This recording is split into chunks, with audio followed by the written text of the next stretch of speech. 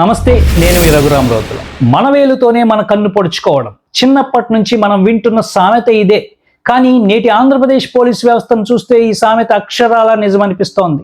ప్రజలను కాపాడాల్సిన కాకి చొక్కా నేడు కొందరు రాజకీయ నాయకుల చేతుల్లో కేవలం ఒక షాడో లాగా, అంటే నీడలా మారిపోతోంది.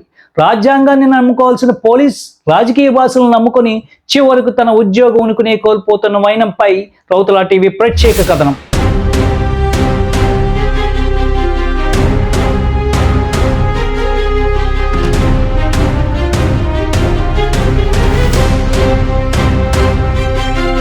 అసలు ఒకసారి గతాన్ని గుర్తుకు తెచ్చుకోండి. ఆ కాస్తంత కాకి చొక్కా కోసం, ఒంటిపై నక్షత్రాల కోసం ఎండనక వాననక గ్రౌండ్లో ఎన్ని గంటలు చెమట వచ్చారు.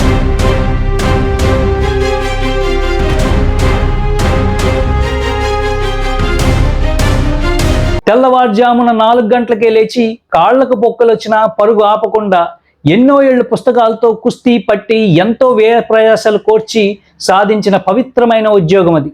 కన్నవారి కళ్ళల్లో ఆనందం, సమాజంలో గౌరవం కోసం ప్రాణం పెట్టి సాధించిన ఆ ఉద్యోగంలో చేరాక నేడు కొందరు అధికారులు చేస్తున్నదేంటి? మంచి పోస్టింగ్ కోసమో లేదా పదోన్నతి కోసమో చేతిలో సిఫారసుల లేఖలు, అంటే రికమెండేషన్లు పట్టుకుని పొలిటికల్ బాసుల దగ్గర లాబింగ్ చేస్తున్నారు. కానీ ఇక్కడే అసలు ప్రమాదం పొంచి ఉంది. మీరు ఒక లీడర్ రికమెండేషన్తో మెయిన్ లైన్లోకి వస్తే ఆటోమేటిక్గా అవతల పార్టీ నేతకు మీరు టార్గెట్ అయిపోతున్నారు. ఒక నేతకు మీరు షాడోలా కనిపిస్తే ప్రతి నాయకుడికి మీరు శత్రువుగా ముద్రపడిపోతారు. అధికారం మారిన మరుక్షణమే ఆ లాబింగ్ లేఖలే అధికారుల పాలిట మరణ శాసనాలుగా మారుతున్నాయి.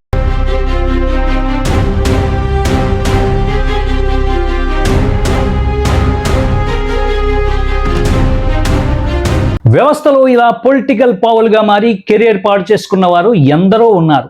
గతంలో టీడీపీ హయాంలో ఇంటెలిజెన్స్ చీఫ్గా ఉన్న సీనియర్ ఐపీఎస్ అధికారి ఏబి వెంకటేశ్వరరావును ఆ తర్వాత వచ్చిన జగన్ ప్రభుత్వం ఎలా వేధించిందో, ఆయన రిటైర్మెంట్కు కొద్ది రోజుల ముందు వరకు కోర్టు చుట్టూ ఎలా తిరగాల్సి వచ్చిందో మనం చూసాం.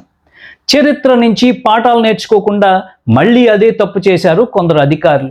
వైఎస్ఆర్ కాంగ్రెస్ పార్టీ హయాంలో పరిధులు దాటి ప్రవర్తించారనే ఆరోపణలతో నేడు కూటమి ప్రభుత్వం రాగానే ఏకంగా ఐపీఎస్ అధికారులు పి సీతారామాంజనేయులు, కాంతి రాణా టాటా, సంజయ్లతో పాటు మంగళగిరి టీడీపీ ఆఫీస్ కేసులో సిఐ భూషణం వరకు అంతా పోస్టింగులు లేక వీఆర్లో కూర్చోవాల్సి వచ్చింది.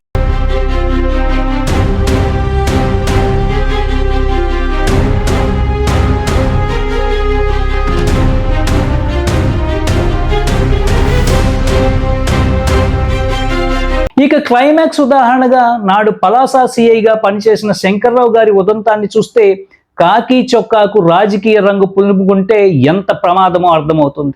నాడు స్థానిక పొలిటికల్ బాసుల ఒత్తిళ్లతో ప్రతిపక్ష నేతలపై, కార్యకర్తలపై ఏకపక్షంగా కేసులు పెట్టారనే ఆరోపణలు ఎదుర్కొన్న శంకర్రావు గారి సీన్ నేడు కూటమి ప్రభుత్వం రాగానే పూర్తిగా రివర్స్ అయింది.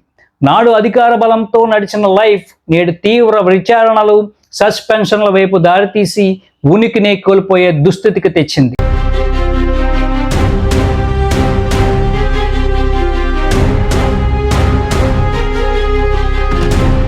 పోలీస్ శాఖలో విఆర్ అంటే అది కేవలం లూప్ లైన్ కాదు. ఒక అధికారికి అది బతికుండగానే నరకం.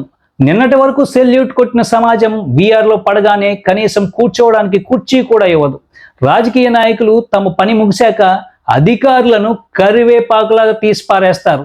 కానీ సదరు అధికారి మాత్రం తన 30 ఏళ్ల సర్వీస్ను, గౌరవాన్ని ఒక్క నిర్ణయంతో బూడిదలో పోసిన పన్నీరులా చేసుకుంటున్నారు.